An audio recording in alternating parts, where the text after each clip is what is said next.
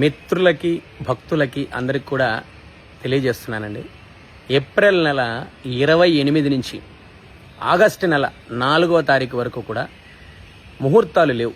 గృహప్రవేశాలైనా, పెళ్ళిళ్ళైనా, భూమి పూజలైనా, ఉపనయనాలైనా, శంకుస్థాపనలైనా, ఎంగేజ్మెంట్స్ అయినా, ఇంకా దేనికైనా కూడా ముహూర్తాలు అనేవి లేవు. ఎందుకు అనంటే ఏప్రిల్ 28 నుంచి ఆగస్టు నెల 4వ తారీఖు వరకు కూడా శుక్రమూఢమి, దాని తర్వాత గురుమూఢమి, తర్వాత ఆషాఢ మాసము, ఇవన్నీ ఉండడం వల్ల 1 by 1 కంటిన్యూ రావడం వల్ల ముహూర్తాలు లేవు. ఆగస్టు 5 నుంచి కూడా శ్రావణ మాసం ప్రారంభమవుతుంది. అప్పుడు ముహూర్తాలు ఉన్నాయి.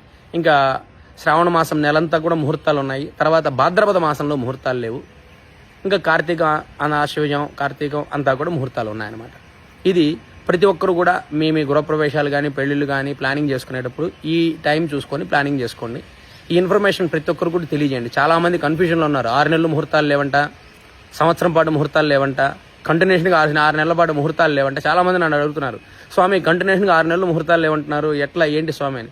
6 నెలలు కాదమ్మా, ఏప్రిల్ 28 నుంచి ఆగస్టు నెల 4వ తారీఖు వరకు లేవు. మే, జూన్, జూలై మూడు నెలలు మాత్రమే లేవు. కన్ఫ్యూజన్ అవ్వకండి, 3 నెలలు మాత్రమే లేవు. అది కూడా గురుమూఢమి, శుక్రమూఢమి, తర్వాత వెంటనే ఆషాఢ మాసం వచ్చినందువల్ల అలా కంటిన్యూషన్ 3 నెలలు లేవు. ఆగస్టు 5 నుంచి ముహూర్తాలు ఉన్నాయి.